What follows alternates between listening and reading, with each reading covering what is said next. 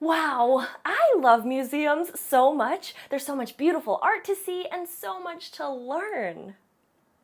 Oh my goodness! I can't believe I'm seeing such an iconic painting in person. What do you think, Mia? It is pretty abstract and a little funky, so I understand why you might be confused, Mia. Would you like to hear my interpretation based on what I see in the painting and what the museum has to say about it? Ooh, wait, let's ask our friends what they think first. Hey, take a moment to pause the video and consider. How would you interpret this painting? To give you some context, it's called The Persistence of Memory, and the painter is the famous surrealist artist Salvador Dali.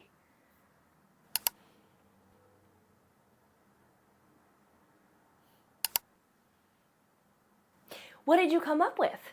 Here's what I think. Based on the evidence, that is the title of the painting and the visuals on the painting itself, I think that the clocks could represent our memories.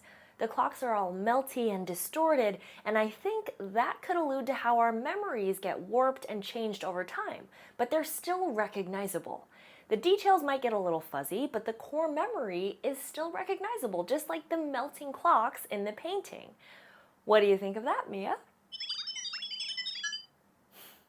I'm glad it makes a little more sense to you.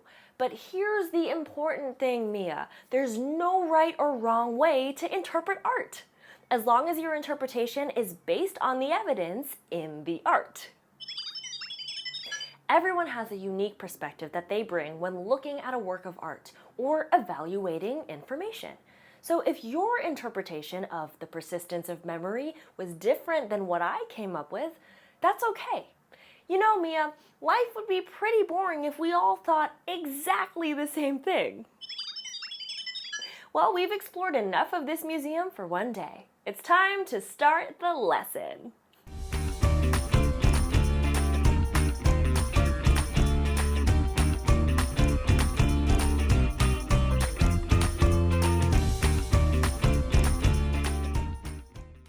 Today is all about the big idea of your research project. We'll start by talking about how to go about answering your research question, and then we'll get into forming your argument. In order to achieve this, you'll need to consider your unique perspective on your topic.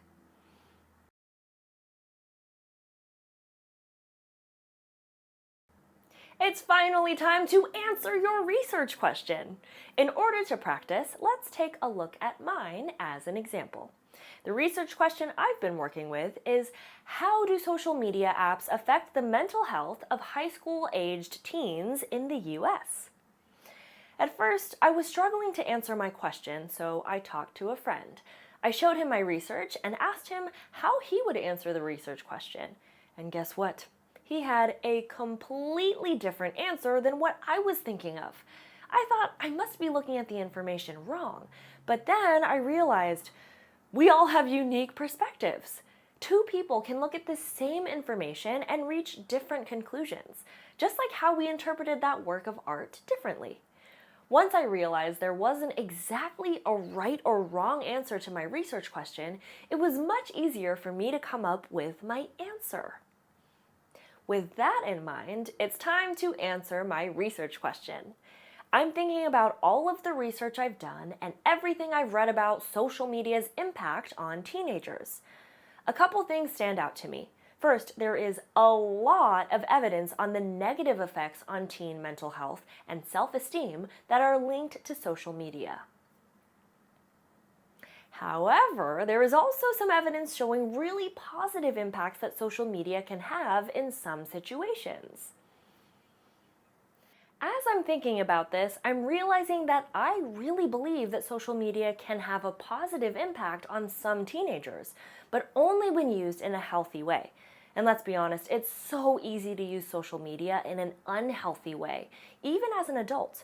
So now I'm weighing the evidence in my mind, and the evidence saying that social media has negative impacts on teen mental health definitely outweighs the evidence showing the benefits of social media use.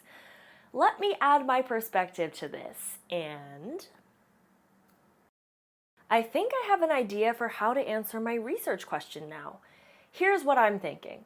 When it comes to social media's impact on teenagers' mental health, the negatives outweigh the positives because of how easy it is to engage with social media in an unhealthy way. Now, take a moment to pause and unpack your research question. Use the space in your PDF to brainstorm possible answers to your research question. Remember to consider your unique perspective and all of the evidence you've collected during your research.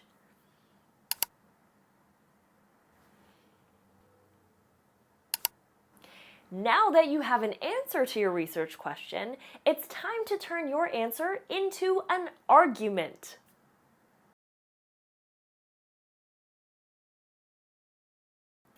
Now it's time to form your argument. We know that in high school writing, everything is an argument. Think way back to the beginning of high school writing when we talked about claims. What you'll be doing now is basically creating a claim that's supported by the evidence you've found. If we think back, we discussed that there are two main characteristics of a claim. It needed to be arguable and specific. In order for a claim to become a well-reasoned argument, you'll want to make sure it is also supported by the evidence you found. Keep that in mind as you form your argument for this research project. Now, let's look at my research as an example. I combined the evidence with my perspective and came up with the answer to my research question. And now I need to turn that answer into an argument that's arguable, specific, and of course, supported by my evidence. Pause the video and write an argument based on my research question in your PDF.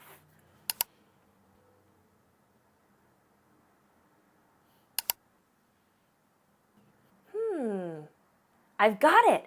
Here's what I came up with. Social media can negatively impact teen mental health when it's not engaged with in a healthy way. What do you think of my argument? Was what you came up with similar? Now it's time for you to craft your own argument. Remember to make sure your argument is arguable, specific, and supported by your evidence. Pause the video and record your argument in your PDF.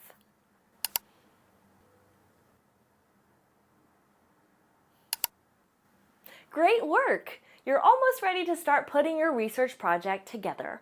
Be sure that you have all your sources and evidence ready to go for our next lesson. Also, it's a good idea to make sure that the evidence you selected backs up the argument you've written. You may need to select new pieces of evidence if that's not the case. Next time, we'll go over how to present your findings, and you'll put your research project together using all the work you've done for this whole unit. Remember, we'll be right here with you every step of the way. Right on!